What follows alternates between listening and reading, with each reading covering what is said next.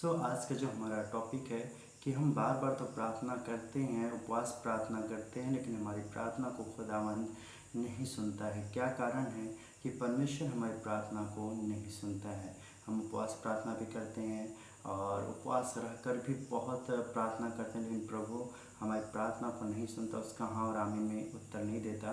और एक समय ऐसा होता है कि जब हम क्या करते हैं कि परमेश्वर से दूर होने लगते हैं, क्योंकि रीज़न ये होता है कि हम कहते हैं प्रभु हमने प्रार्थना की, हमने उपवास प्रार्थना की, लेकिन तूने मेरी प्रार्थना को नहीं सुना, ना उसका हाँ में उत्तर दिया, ना आमीन में उत्तर दिया। हम कुछ भी उपवास प्रार्थना के साथ करते हैं, लेकिन वो उसकी प्रार्थना का उत्तर ही नहीं मिलता। क्या रीज़न है, क्या कारण है? इस चीज़ को ही आज हम इस वचन में, इस कलाम में देखेंगे। आप सभी के पास परमेश्वर का कलाम होगा तो खोल लीजिए पुराने नियम में यशायाह उसका 58 अध्याय का हम 3 और 4 पद को ही सिर्फ देखेंगे कि परमेश्वर का वचन क्या कहना चाहता है।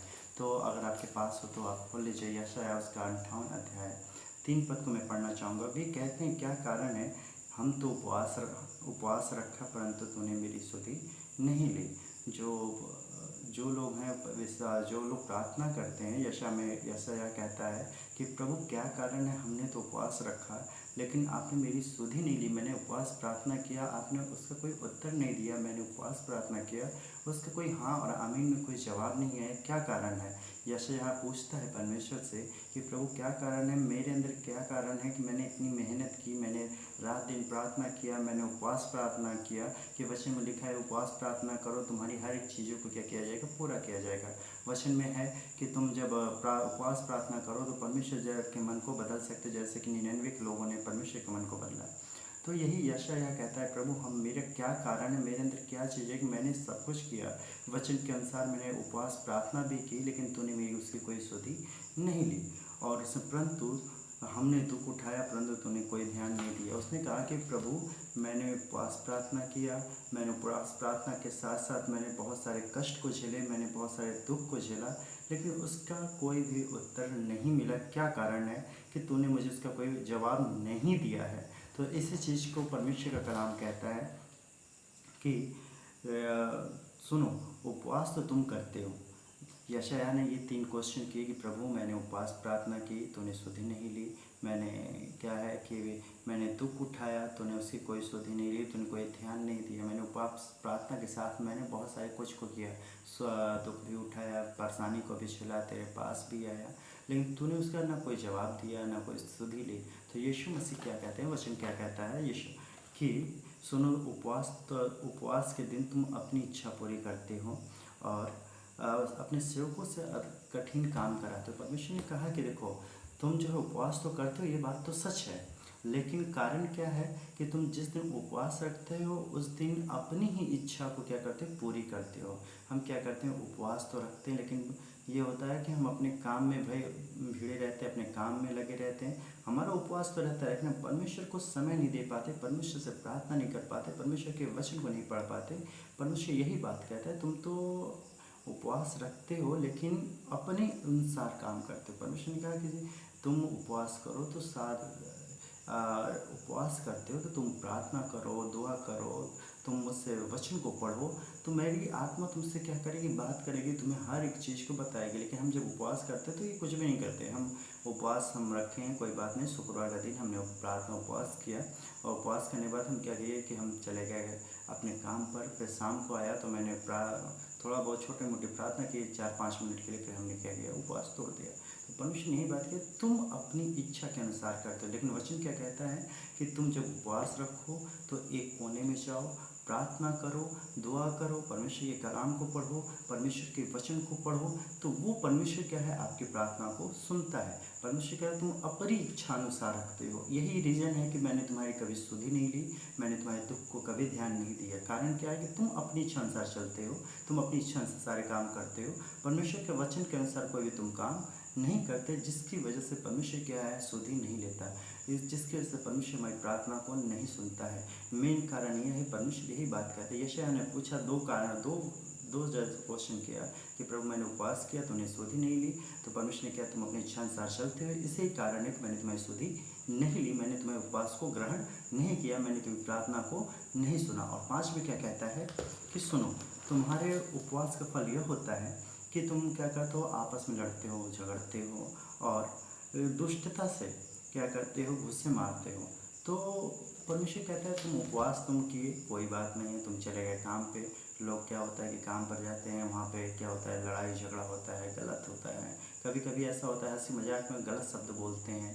कभी कभी ऐसा होता है कि हंसी मजाक में बुरे बुरे शब्द को बोलते हैं। उपवास में तो रहते हैं, लेकिन जब हम उपवास में रहते हैं तो झगड़ा करने लगते हैं, लड़ाई करने लगते हैं। लेकिन वो उपवास किसी काम का नहीं है कि वो उपवास उपवास के दिन हम क्या करें, अपने आप को कंट्रोल में करें, अपने आप को झगड़ा में ना रखें, अपने आप को जो है बचा कर रखें। क्योंकि परमेश्वर का वचन कहता है तेरे जुबान में जीवन और मरण है, जो तुम चाहो वो मांगो, जुबान से मांगोगे हर एक चीज़ पूरा होगा। तो यही वचन क्या कहना चाहता है, परमेश्वर का नाम यही कहना चाहता है कि तुम क्या करो, उपवास करो, लेकिन अपनी इच्छा अनुसार नहीं, परमेश्वर की इच्छा के अनुसार क्या करो, उपवास करो। और हम क्या करते हैं, उपवास तो रहते हैं, दिखाने के लिए उपवास रहते हैं, क्या है, हम उपवास में हैं, बताते हैं हम उपवास में हैं, लेकिन हम कोई उपवास वो कोई काम का नहीं है। और कुछ समय में जाते हैं, झूठ बोलते हैं, झगड़ा करते हैं, लड़ाई करते हैं, अपने आपस में ही घर में शैतान झगड़ा कराता है, आपस में ही लड़ाई कराता है। आपस में वो जानता है कि ये उपवास है, लेकिन इसलिए ही वो झगड़ा और लड़ाई कराता है कि उसका उपवास उसके योग्य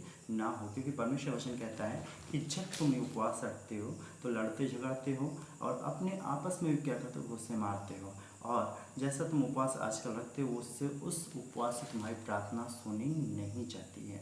यही कारण है कि हमारा प्रार्थना परमेश्वर के योग्य नहीं होता, हमारा उपवास उसके योग्य नहीं होता। और जब हम परमेश्वर से मांगते हैं, उपवास के द्वारा मांगते हैं, उपवास के द्वारा परमेश्वर से बातें करते हैं, कहते हैं प्रभु हमारी स्तुति ले ले, प्रभु हमारी प्रार्थना को उत्तर दे, प्रभु हाँ और आमीन में उत्तर दे, हमारे घर की दुष्ट आत्मा को दूर कर दे, हमारी बीमारी को दूर कर दे।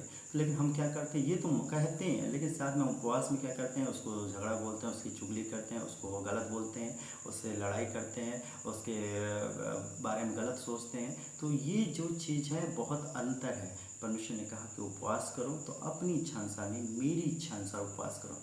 जब तुम उपवास करो तो तुम क्या करो, एक कोने में जाओ, उस दिन उपवास करो। तो तुम्हें क्या है, कोई कठिन काम नहीं करना है, तुम्हें क्या करना है, कोई भारी भरकम काम नहीं करना है। तुम्हारा मेन मकसद होना चाहिए कि परमेश्वर के साथ एक रिश्ता बनना चाहिए। उपवास प्रार्थना के द्वारा हम क्या कहते हैं, 5 मिनट प्रार्थना किए, उसके बाद परमेश्वर से हमारा रिश्ता टूट गया। लेकिन परमेश्वर कहता है कि नहीं, तुम उपवास करो तो हमसे क्या करो, बातें करो, उपवास करो तो वचन को पढ़ो, उपवास करो तो प्रार्थना को करो, उपवास करो तो जो तुम कुछ उपवास के द्वारा मांगोगे वो क्या होगा, पूरा किया जाएगा।